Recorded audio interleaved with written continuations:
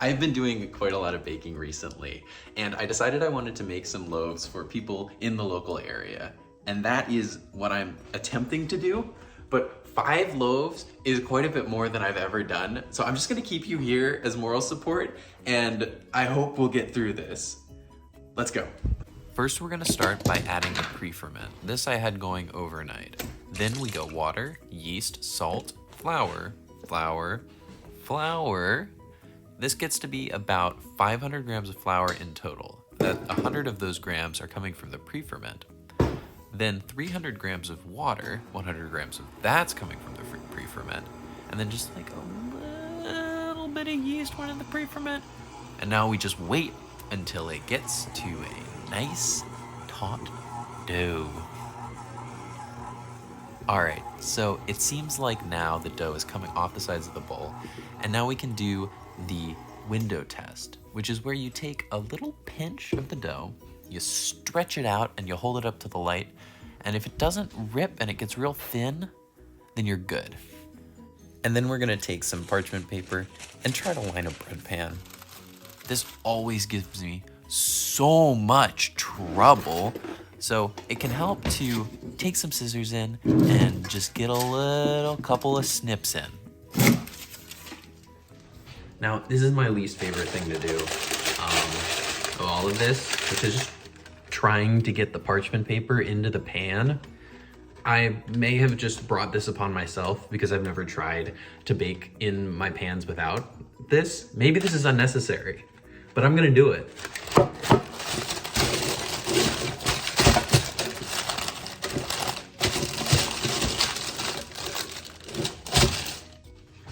Got it. All right, now it's time to shape the loaf. It's a little bit sticky, but not that bad. It's just a little tacky. If you keep it moving, totally fine. So what I'm gonna do here is I'm just gonna sort of stretch it out a little bit into about the size of the loaf pan. And then I'm gonna roll it into like a little tube. And then we got this little tube, tuck the ends under just a little bit. And then, boom. Now let's just snip off the top of that excess parchment paper. And what I think I'm gonna do is I'm gonna add a little bit of flour on top just because the loaf is a little bit sticky. And so rubbing a little bit of flour on there is gonna help it not stick to the plastic wrap that I'm gonna have to put on top of it for the slow ferment in the fridge. Loaf 1, complete. Mostly. The plastic wrap does not really want to stick to my nonstick pan, go figure. So it's just gonna be how it is. Into the fridge we go. Time for loaf 2. And we're just gonna repeat that same process for the second loaf and all subsequent loaves. I mean, they are the same recipe. That's actually one of the things I find the most fascinating about making bread. These are the same simple recipes that people have been making for thousands of years, basically since the beginning of civilization, and yet we haven't gotten bored of it. I wonder what my ancestors were thinking about when they were making bread all those years ago. I wonder who they were making it for. All right, loaf number 2. Let's do it. And that is loaf 2 done. On to number 3. It is really incredible what these yeasts can do. I mean, it's a single cell, but it's stealing the show. Looks like I ran out of regular yeast. So it's time to unwrap the brick. In honor of the yeasts, let's watch them in all their glory. Or at least the tiny little pellets that contain lots and lots of cells. And there's the salt. And then the flour. This flour is special. It came from a bag of 25 pounds of bread flour that I bought at the store and then brought home on my bike. Loaf number 3. All right, so I finished the rest of the loaves and I put them in the fridge for a slow ferment overnight. I used a lot of flour. This thing used to be full. But yeah, anyways, I will see you tomorrow for when we bake these boys. It's the next morning, and I've brought them all out of the fridge so we can get started. And I have here a very special tool. It's called a bread lame, but I promise, it's not gonna make your bread lame. We use it to score lines on the top of the loaves to control how the bread splits apart as it's rising in the oven. You can use a sharp knife for this, but since I have the tool, I like to use it. I find that I get cleaner cuts if I go pretty fast, but it really doesn't matter that much. I mean, it's homemade bread. It's not gonna be perfect, and that's part of the charm. Oven temp to about 400 degrees Fahrenheit, and we're gonna bake for 35 minutes. Or, I mean, I've never done 3 before, so who knows?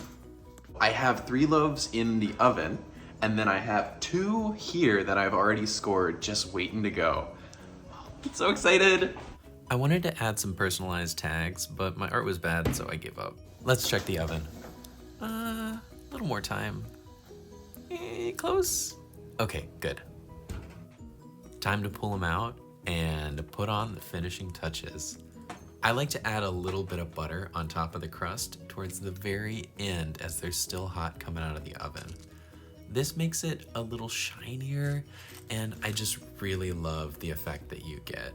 So loaf 1 gets your little butter bath, loaf 2 gets your little butter bath, and I left loaf 3 in the oven a little bit more since it was in the middle, and it seemed like it needed some more time. But let's check this, right around 190, 200 degrees, that's good. All right, butter bath for you too. And let's get those other 2 loaves in the oven. I told people they'd be ready around 1 o'clock, and I don't know if I can make that time, but I am going to try. The other 3 loaves go onto a cooling rack. I've heard that it's important to cool your bread down before you cut into it, because if you don't wait, then it can ruin the internal structure of the bread and make the bread not last as long. But I think the more important thing here is I don't want to give my neighbors a scaldingly hot loaf of bread. And look at that crust. Yeah, I don't want to mess these up in any way. The first 3 loaves turned out incredible. This one's a little bit messed up because I didn't cut deep enough, and so the pieces stuck back together and it didn't like open up. But it's homemade bread. It's great. And not too much time later, the other 2 are ready to come out of the oven and get their butter baths. That is a mission accomplished, folks. Now it's just time to bag them up. I couldn't really take you through finishing up just because it got a little hectic towards the end there. But my sister came over and salvaged the tag idea. These are so pretty. Everyone's just been so nice. I feel very blessed to have such friendly people that I can give bread to. One even gave me a succulent. But anyways, mission accomplished. I'm gonna have to make more bread. How many for next time?